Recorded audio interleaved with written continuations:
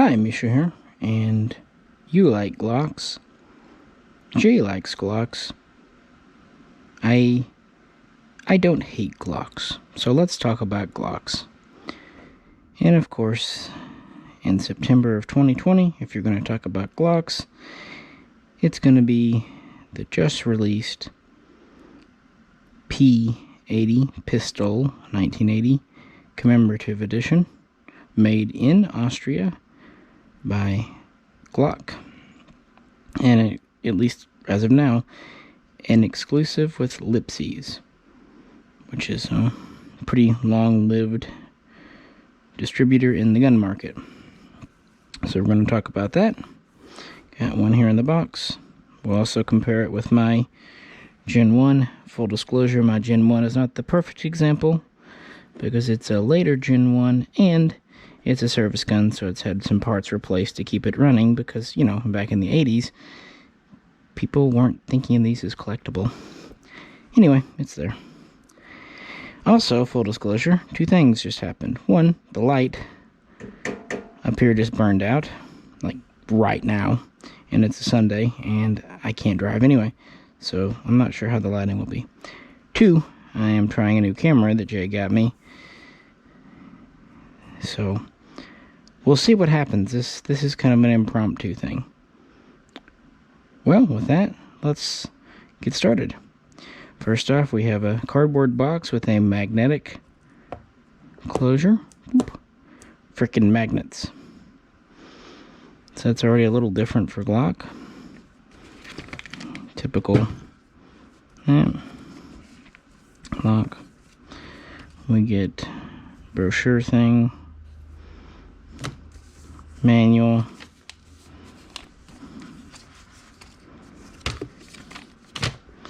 and it comes in a Tupperware box inside the box.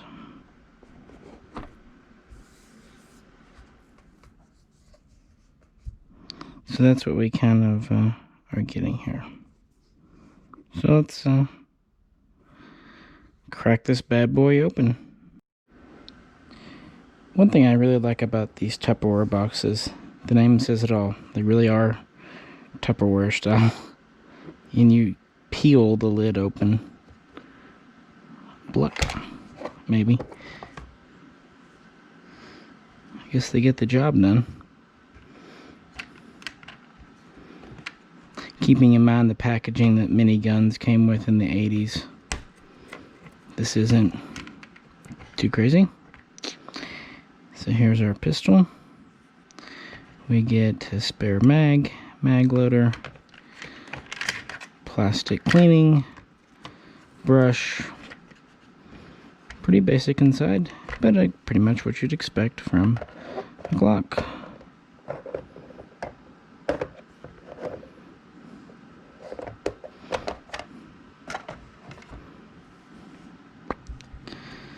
So here she is.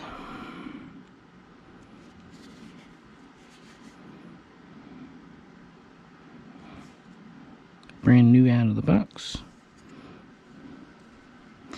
And here's mine. Far from new out of the box. 30 some odd years from being new out of the box. So we're gonna compare them a bit, talk about them, talk about these reproductions, how they are doing. This is of course called the P80 because that's the name in the Austrian army, and that's the whole reason we have the Glock. Gaston Glock was not a gun maker in the 70s. At most he made knives, but he mostly made things like curtain rods and such. But he was experienced with new manufacturing techniques, both metal treatment and polymers. So in 1979, give or take, he decided to throw his hat into the ring when it was known that the Austrian army was finally ready to replace its aging Walther P38s, or maybe more aptly named herein pistols, HPs. And lots of companies, HK, SIG, and of course Steyr, went into these trials. And what Glock came up with was the G17, the 17th patent for the company, and it entered into the trials in 1980. And the trials and development would continue until 1982, when the Glock was selected as the winner. And it's pretty surprising and even a little bit of an upset. Steyr had been the traditional favorite in Austria, and of course HK and SIG were at their prime in the early 80s. So to have this upstart company with this plastic Tupperware gun win was pretty interesting. But it did. The Austrian army placed an initial order for 25,000, designating it as the Pistol 80, P80, and deliveries would commence, at least in full, around 83. And the first Glocks would appear on American shores in early 1986, meaning they were probably built in mid to late 85. So, mine here is a late 87. So like I said, it's a late Gen 1. It's just a couple of years later we get to the Gen 2s. Now, full disclosure on that. Up until Gen 4, the Glock really didn't use the Gen name thing. That was more of a Glock fan designation just to differentiate the model's changes. They're just changes to Glock. And of course, as famously known, the original pistol shipped to the Austrian army and to early police had a pencil profile barrel. The difference was very minor, only about 0.5 millimeter. But they were slightly thinner, as was the locking lug. This was improved in late 85, early 86 to a slightly heavier, thicker barrel for safety's sake, and just because. And another thing, when they started importing these into the US of A, they had to install this plate on the underside of the frame for the serial number, a little metal plate, because of American rules. You have to have the serial number engraved in metal, whereas in Europe, they really didn't care. The frame didn't really count for more or less than the slider barrel. So they had to change that for the American market. And some guns like the G19 have a few other changes, like a ribbed trigger, which was done for the 68 points thing, but I digress. These are both the full-size military model, full-length barrel, full grip, with 17-shot magazine. And the easy thing to distinguish a Gen 1 is this pretty smooth grip with just a wraparound texture that's pretty subtle. And then there's a little bit more texturing on the I'm gonna point a gun at you, on the front strap here.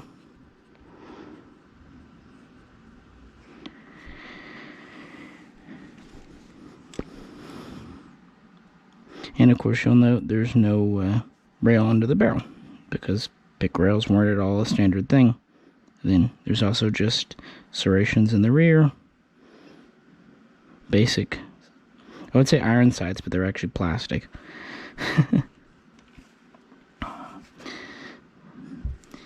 And the extractor is just standard. Later ones would kind of double as a loaded chamber indicator, but not early on.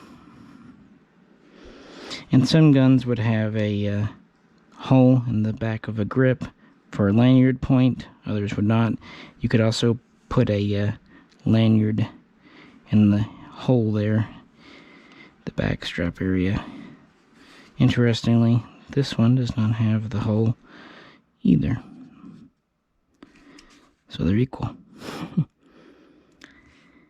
And of course, you know the mechanics of a Glock. It's a modified Browning system, kind of derived from the high power, with a tilting tipping barrel, recoil spring under the barrel there, double stack, single feed polymer mags.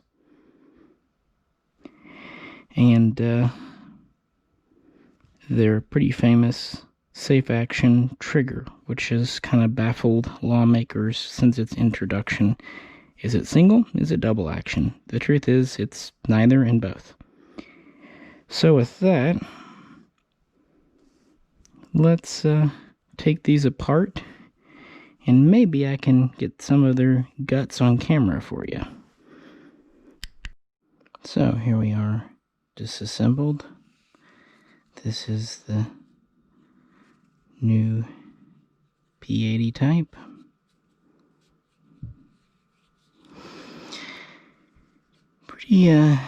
Pretty common guts. Here's mine. As I've said, mine was a service gun, so it had the upgrades and stuff done as necessary to keep it current.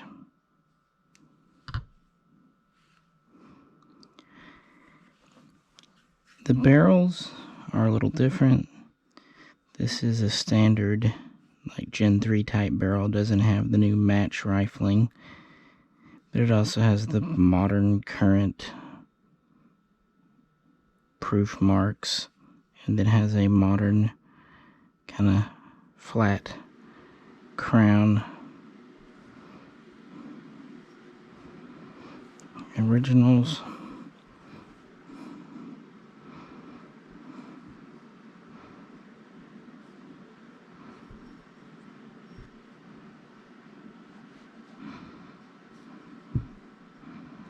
And this has the older school rounded crown. The first few years of Glock production, up to about 85, would have had the pencil barrel, but that doesn't mean all of them did. Typical spring in the original here. Here's the P80 spring. A few minor differences in the spring type, but nothing too big. As for the slide, internals, we have, well, it's a Glock slide. I mean, yeah. It does have the kind of flat style extractor though. Polymer sights.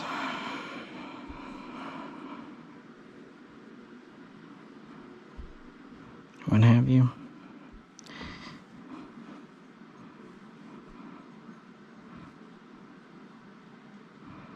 Here's the original.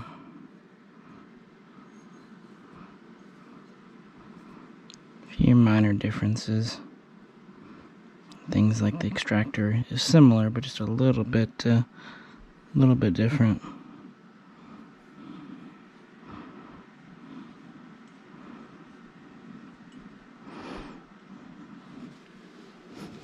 Obligatory cat. Red cat. Yes. No, you can't have a Glock. Cats don't need Glocks.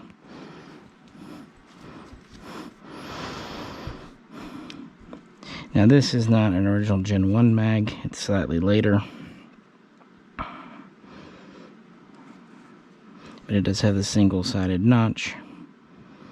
Whereas the ones that come with the new gun are essentially modern types, Gen 4, Gen 5. They do have the somewhat older follower in them, but the body is ambidextrous style.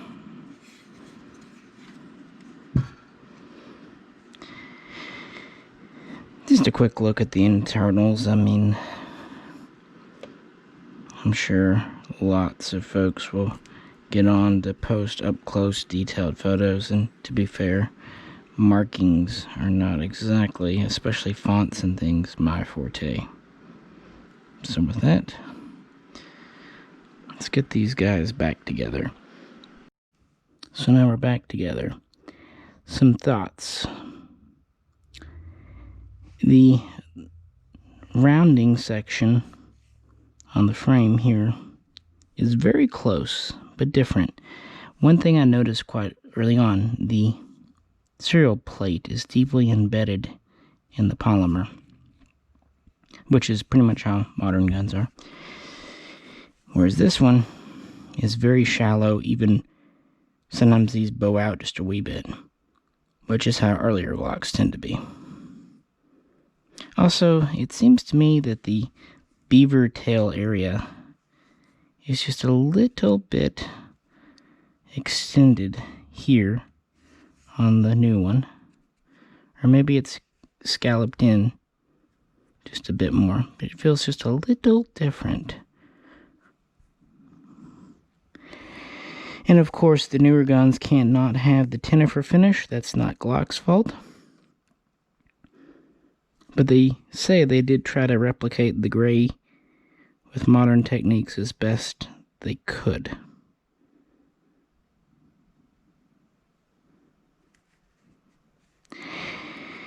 As far as the Tupperware box, this is not a Gen 1 Tupperware box. The early ones had ammo storage and whatnot. Those are not really a thing, a possibility now. I'm not going to comment on as why, because I've heard a few different stories, but suffice it to say they come with a later style Tupperware box. And it may or may not be Glock's doing. Depends who you want to believe. As far as features and all that, they are identical. Function is identical. And I'm sure these will be as too. Oh, and of course, and it's pretty obvious, one of the first things people hone in on with these is they have the single pin frame. Yeah. Although, looking at it, I guess it's about the same size. I was going to say it's a little different shape, and I guess it's about the same. The checkering is crisper on this. I don't know if it's literally deeper or it's just this one's used and old, but it does feel more aggressive on this gun. The front is scalloped, just like the original. The checkering wraps around a little different, but not a whole lot. It goes up a little higher than you might think, but that's pretty minor. So with that, I've shown you the differences. What do I think? The goods, the bads, the uglies, the pros, the cons. My opinion, and keeping in mind I'm not a Glock connoisseur, so just my opinion as an amateur Glock owner and shooter. Well, one thing I want to make clear, P80 is not a variation name. It's not a certain type. It is the Austrian military name, just like M9 in the US military. It's not one configuration of gun. The M9 has gone through several changes, swapping out many steel parts for polymer, even adding rails with the A1 and so on and so forth. The Austrian army might have originally purchased 25,000 early Gen 1s, but they would also purchase more later Gen 1s. They would have Gen 2s, and they would at least have up to Gen 3. That's because, for all intents and purposes, Gen 1, 2s, and 3s are interchangeable because the differences are essentially cosmetic. Here's my Gen 19. The big difference is the checkering on the grips. Also, they changed up some of the internals a bit. But it's really just a minor cosmetic update. A new texture. And here is my, well, what happened here? I put my Gen 1 slide on a Gen 3 frame. Why not? They're interchangeable. So now that gives you a rail. And not only can you do this, I've literally seen Glock do this. My brother's first issue Glock from the late 80s was a Gen 1. And he used it for many years. Well over 20. He used it for qualifications. He even had a couple of bad reloads, not his, but ones from the police academy, explode in it. hurt his hand, Glock was fine. But it did enough microscopic damage that after 25 years of use, it finally developed a couple of small cracks in the frame, which is actually one of the reasons, aside from calibers, they ended up adding the reinforcing pin, but I digress. No problem. Glock took his old 80s gun back that originally came with the, where did I put my Gen 1? Gen 1 frame here. Took the serial plate off of it, put it into a new Gen 3 frame, because that's what was current at the time. Put his slide back on, refurbished it, and sent it back, and it was good to go. As far as I know, he still has it.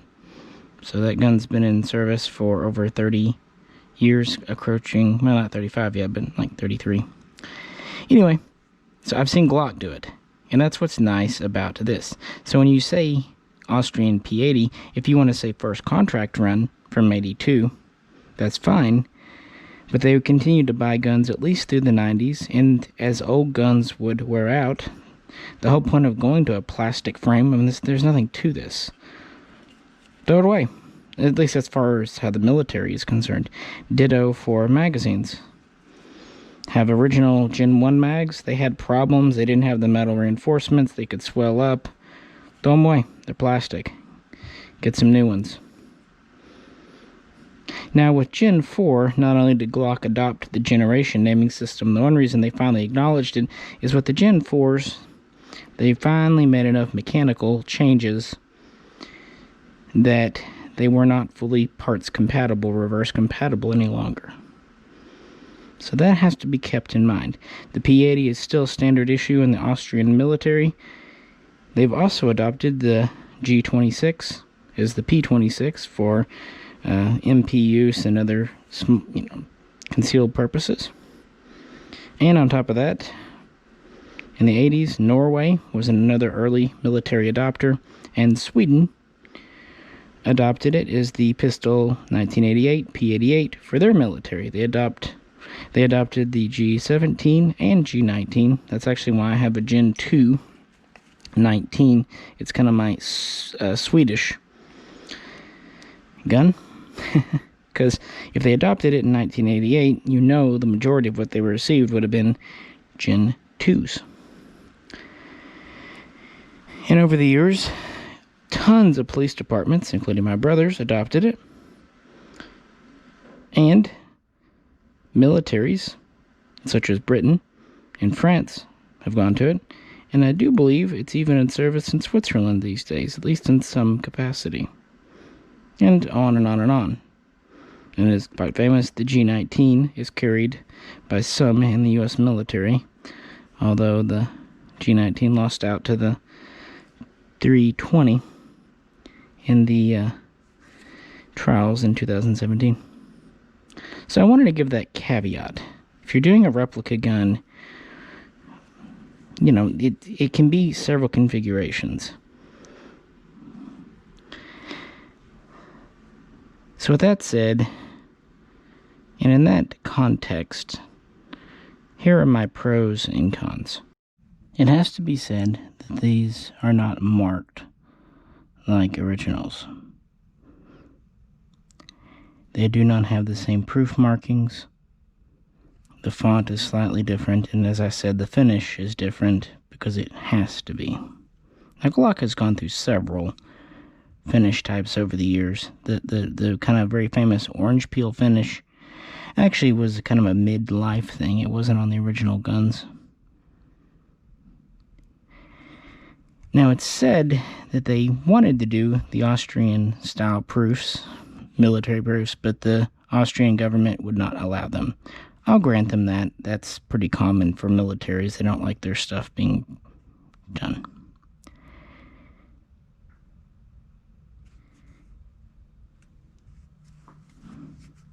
Here these are kind of, here's the 2 and Gen 3, put back to rights.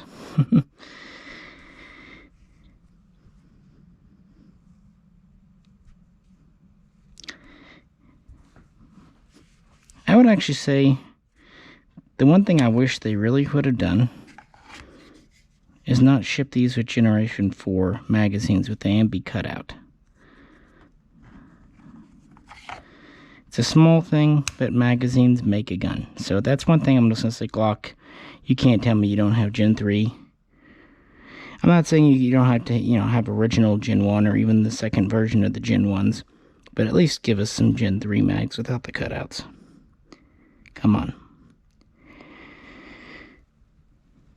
I will forgive the fact that these have the retained recoil spring, the captive recoil spring. Mine does too. That was a later upgrade. The original guns did have a loose spring, so if you took the slide off, the spring would just come off the guy rod, Beretta style. I'll forgive that because that can be upgraded or changed, but I kind of wish they'd done that. But it seems like they were willing to do cosmetic changes where they could. For example, this frame, it has a few differences, including this kind of mold line in the back. But this is a recreation of the mold. They did not have the Gen 1 molds anymore, or at least that's what I've been told. So they had to redo it. And with that, I actually think they did a pretty good job. It's not exact, but for most people, I'd say it's 90% there. And the same really goes for the slide. It's even maybe 95% there. The barrel, a little less. The newer style, kind of flat crown, and the way that the chamber lug is, are very clearly Generation 3.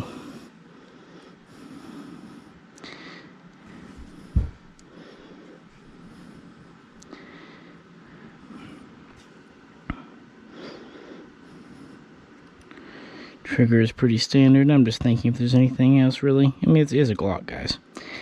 Internally, it's a Generation 3 gun, and that's okay because you can take a Generation 1 gun and put Generation 3 parts in it, and a military probably would have done that.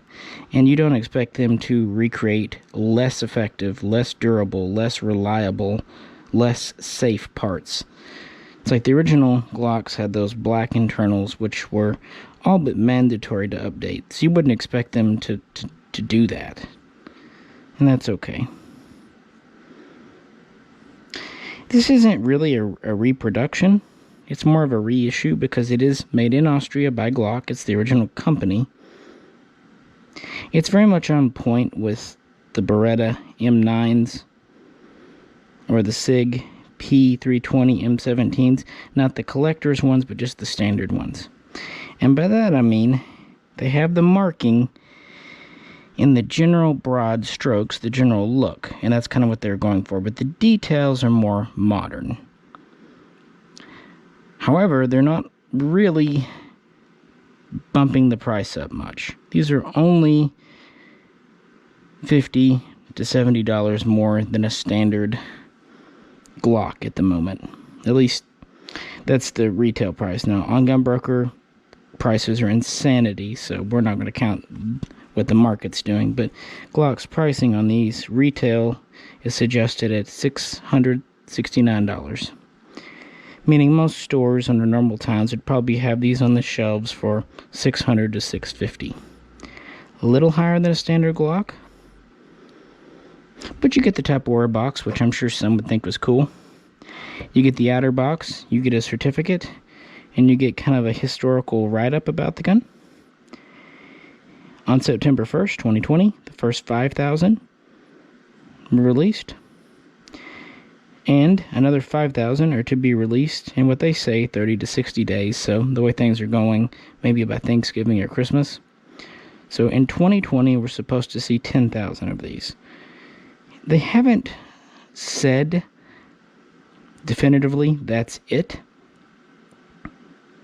And since they did invest in making a new frame mold and packaging, I would suspect this might be something they keep in production, but that they keep is kind of a limited run thing, making only a handful a year, maybe 10,000 a year or whatever, 5,000 a year, kind of keeping them a little special. But also, since they don't jack up the price like SIG did with the M17 commemorative edition, that's okay. And if you've noticed, we went from the Gen 1, we added more texturing, we went to the Gen 2, the Gen 3 went with these big grooves and an even bigger, more textured grip. And you start to see it with the Gen 4. They made the finger grooves smaller, and now with the Gen 5, they pretty much have gone away from the finger grooves. And in a lot of ways, the external ergonomics of this are like a non-ambidextrous Gen 5. But, you know, a Gen 5 will have the dual recoil spring and other modern changes that'll also have the target barrel, the marksman barrel, I guess. This has the traditional polygonal rifle barrel. So it's like a Gen 3 style.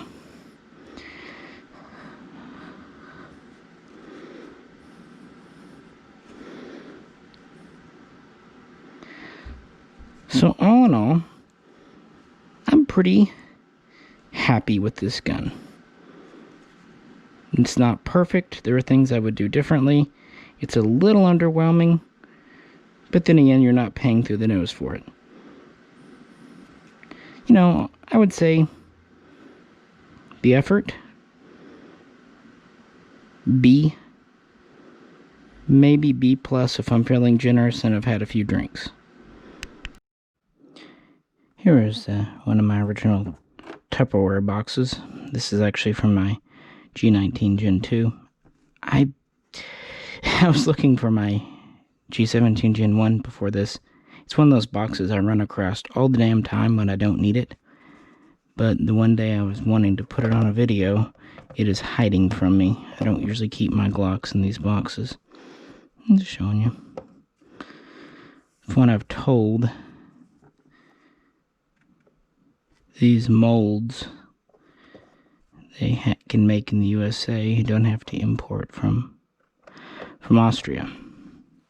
And again, here's the special packaging. Who doesn't like magnets? Pretty neat. Reminds me kind of a box, a CD box set would have come in back in the 90s, you know. Led Zeppelin's or Velvet Underground's greatest hits. So, did a really good job on the packaging, presentation, and even on the price. I think the price is fair. You know, if they continue to make these, they could make a few small changes. It would be neat if they could get permission to put military markings on them, but I get it. Brought out my 19X. Why not? Just to show a comparison. Another military gun. And this gun is very close to what Glock gave for the trials, but not perfect. But there and again, they didn't price it any higher.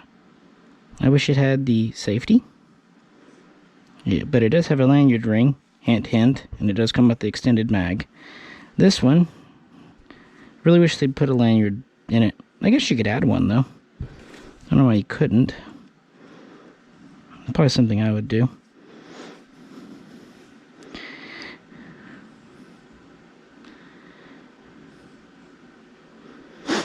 Yeah, not bad. But not very clearly a 2020 made Glock in a retro format, not a 1982 or even 1988 Glock. There are just differences that some couldn't be avoided. Maybe others could have, but Glock just couldn't. It does seem like they have put a good amount of effort into these, though, so I respect effort. And with that, I'll let you go. I will say, again, markings, fonts, not my forte. Chris Bartacci, who you know is a Glock fan, will be doing a very in-depth video about the markings and such very soon, so I suggest you check him out for more information over at Small Arms Solutions. I will say, the pistol he'll show you, just like mine, these are not T&E guns. These aren't guns sent out by Glock. These are guns ordered and paid for through Lipsey's. So, yeah, honest opinions. And I'm sure it'll be a good shooter. Notice again that the Gen 5, they're going away from the finger grooves again, so it seems like the more simplified grip is in vogue. So some people might prefer these just for shooting purposes. You never know. Or if you have a Gen 1 and want to keep it in good shape, You can buy this as a shooter. And that's one thing to say. I think the reason Glock decided to do these a couple of years ago is because Gen 1s have been just skyrocketing in price on sites like Gunbroker. Once you could pick a nice one up for $500. Now they're bumping $1,000.